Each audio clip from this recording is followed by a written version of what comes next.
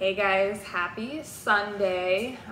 Today we are going to touch on the second out of 5 reasons why we are moving out of Arizona.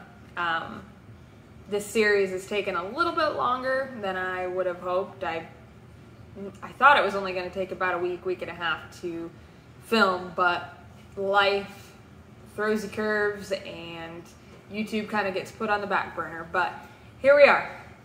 Second most important reason as to why we are moving out of Arizona, and that is the cost of living. So just to give you guys an idea, a 2020 City of Phoenix housing report found that between 2010 and 2018, the average home price in the city rose by 57%.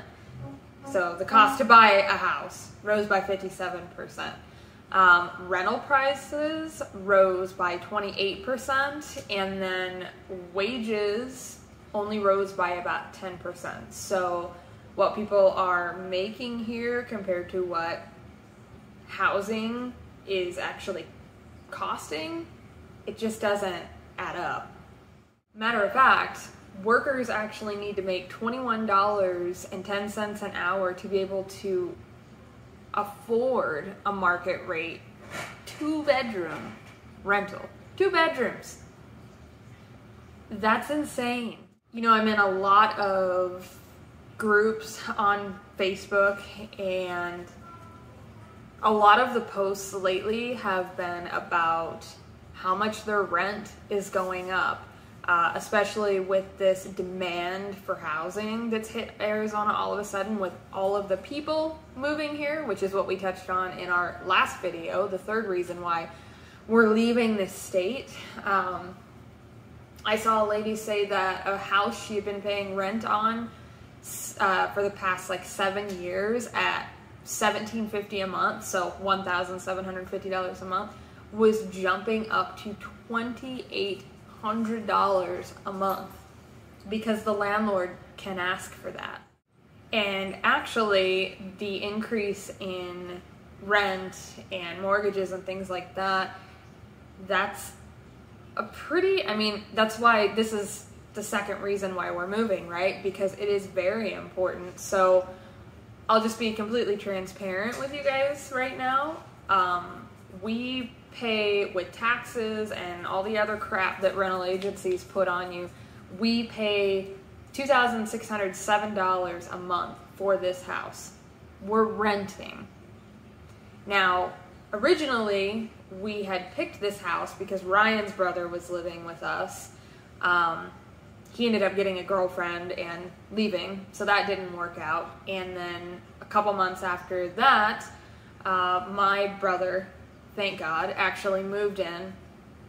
And so we split rent 3 ways.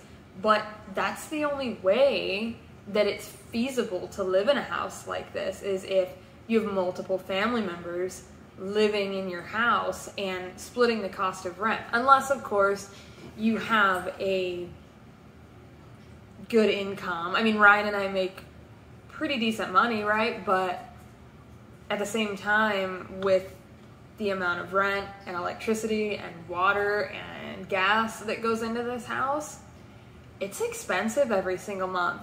And we are actually terrified to see what the rental cost will increase to when it comes time to re-sign the lease in October. Because see, originally we were going to stay in Arizona another year. And then when we started to see all the people moving here and the amount of money people are spending on houses that they will never own, apartments that they will never own, we just said, forget it. You know, we're not going to sit here and waste money, and I don't even want to know what they're going to increase the rent to. They haven't even told us, but this house, when we found it online, it was marked at $2,600 a month base rent, and we got them to knock it down to $2,400 a month base rent because we signed a 2-year lease. So we know that it's at least going to go up to $2,600 and might even go up to more if the owner of the house decides not to sell it, which that's a possibility too. And a lot of landlords are selling houses right out from underneath tenants that have lived there for years because it's a seller's market right now and they can get top dollar for their house. Now, while Arizona still ranks pretty low on the scale of, you know, all the other states in the country as far as cost of living goes, it's starting to climb up. And seeing some of the tactics that people that are moving here from like California are using to buy up these houses, multiple houses, because they are cheaper. I mean, let's be honest, they're cheaper than real estate in California right now. But the way that they're coming in and scooping up these houses, multiple houses, and then throwing them back out on the market for rent at obscene prices, like, that's exactly what's happened in California. And so we are really terrified to see where and how this trend is going to go over the next few years. So just so you guys have an idea, in Phoenix, the average one-bedroom apartment rent is about $1,400 right now per month. Two-bedroom is about $1,800. Now, when you move out towards Mesa, towards the East Valley, it drops just a smidge to about $1,300 a month is the average rent, and $1,600 a month is the average rent for a two-bedroom. So $1,300 for a one-bedroom, $1,600 for a two. That is still absolutely insane from where we were at 5 years ago. Like, Ryan and I obviously have been together for 9 years, and so we've rented, I think, from 5 different properties together over that time. And we had a two-bedroom, one-bath house in Apache Junction that was about $700 a month. And then we got into a better house that was a 3-bedroom, 2-bathroom that was about 1,300 square feet, and we were only paying $950 a month for that house. And that was a house that was right next to the freeway. It was in a really good neighborhood, and over the years that we were at that house, it only went up in rent by like $100, $200 over a time period of 5 years. So as far as food goes, a family of 4 can expect to spend about $11,000 just on grocery bills alone for the year. That is a lot of freaking money for food. If you're going out to eat, you can expect to spend about $100 if you're going to Scottsdale for a 3-course meal, around $70 in Mesa, and roughly around $69 in Phoenix.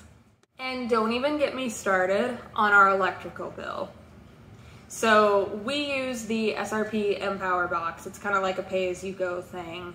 You get a little meter that you get to keep in your house.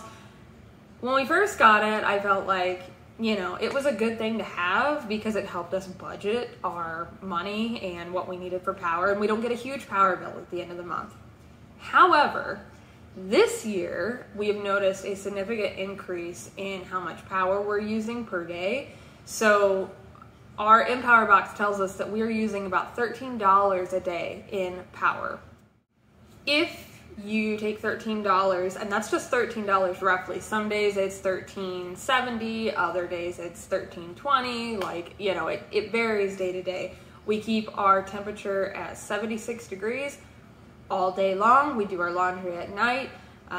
You know, I basically turn this place into a cave when I'm not shooting YouTube videos because I don't want the lights on. You know, I don't want them draining power. But if you do 13 times 30, that's almost $400. It's $390 a month in power alone. That doesn't include water, which we spend about $70 a month on water, and roughly about that same amount on gas, because this house has gas appliances as well and a gas water heater. So it's gone up significantly is all I can say from last year. I mean, I remember complaining about spending, you know, $9 a day in power. I actually have screenshots of it on my phone and on Facebook about it. And here we are spending, you know, almost $5 a day more than we were last year. So basically, to live comfortably in Arizona, you need to have a before taxes salary of about $4,300 a month. Comes out to about almost $52,000 per year. So for those people that are, you know, flipping burgers and, you know, sometimes delivering pizzas, like, you know, doing little minimum wage jobs, you know, it's difficult. It's hard. It's hard to have a decent life out here. And where we live, I've actually seen an increase in homeless people wandering around. I don't travel down to Phoenix very much because I don't like big cities, hence why we're moving to a small town in Indiana. But I'm sure that the homeless community is a decent size there as well. And if you live in Phoenix, please let me know, like, what your situation is like in Phoenix as far as the homeless population goes. So just to give you guys a little idea, in rent alone, we will be saving about $1,000 a month from what we're spending here. So that's huge. That's $500 from Ryan and $500 from me that we are saving every single month. And that's just in rent. That's not in utilities, which we've researched and contacted the utility companies out there, and those are cheaper as well. I mean, sure, gas might cost, you know, a little bit more in the winter because you're heating constantly, but a normal wood burning fireplace doesn't need gas to run it. So you can burn wood in your fireplace and it not cost you a dime. You know, Ryan and I are pretty lucky too. I mean, we get to move and take our jobs with us, so we'll be making the same amount of money and not living off of, you know, Indiana's wage guidelines. So moving was a no-brainer for us. You know, the initial move is going to be kind of costly, but in the end, I mean, we will bounce right back, which is very difficult to do here. Once you get in the hole, so to speak, it's hard to get out with cost of living the way that it is. And I mean, I bought 34 items at the grocery store, basic items, like, you know, stuff that should be cheap, and it cost me $100 to buy groceries. And that's majority of my things, buying Kroger brand, non-name brand things. So it just gets more and more expensive here as the days go on, and especially for a family of four. You know, some people, I mean, Arizona does have a lot of Mormon families that live here. I mean, think about them. You know, they sometimes have 4, 5, 6, 7 kids. Like, those are a lot of mouths to feed. And, you know, the requirements and the guidelines that you have to follow as far as for like food stamps and WIC and things like that, they're really low. So you basically have to be under the poverty level. I mean, not working, you know, not making any money at all to be able to get those benefits. And so, you know, a lot of people just, they can't afford to even feed their families sometimes. It's just, it absolutely blows my mind. So to recap, reason number 2 that we are moving out of Arizona is the currently increasing cost of living here in the state. Rental prices have increased from year to year to year at an average of 9.9%, and I don't want to be here next year when the prices continue to rise. Arizona is turning into a hot spot to live for its, you know, pretty much decent year-round weather, minus the billion months that it feels like of heat. But the more popular it gets, the more people are going to charge to live here because they can. So financially, this move is just the right thing to do for our family. The things that we want to do, we can't, like, our life dreams are not attainable in Arizona. So this move financially is just what we need to get ahead and to get those things done. So I'm going to leave that there because that's kind of a segue into our next video, the number one reason why we are moving out of Arizona. And it is going to be our most personal video yet. So we really hope that you guys will join us and come back and watch that final reason. And if you subscribe to our channel and you hit the alert button, you will get reminded when that next video is about to drop, or when it has posted, more or less. So subscribe to the channel, hit that alert button, and you won't even have to worry about when it does, because we're thinking about posting it probably within the next week. We don't have an estimated, like a really set date. We're kind of just flying by the seat of our pants right now because we're, you know, so busy with work and packing and organizing and trying to decide what we're bringing with us and what we're leaving here, and just all of those things. So you won't have to worry about checking back if you subscribe and hit that alert button. And we appreciate all of our subscribers. I know I mentioned at the end of this video series, I'm considering doing a Arizona themed giveaway just because we're moving out of Arizona. So if that's something that interests you, tell your friends, and we will see you guys next time. Bye.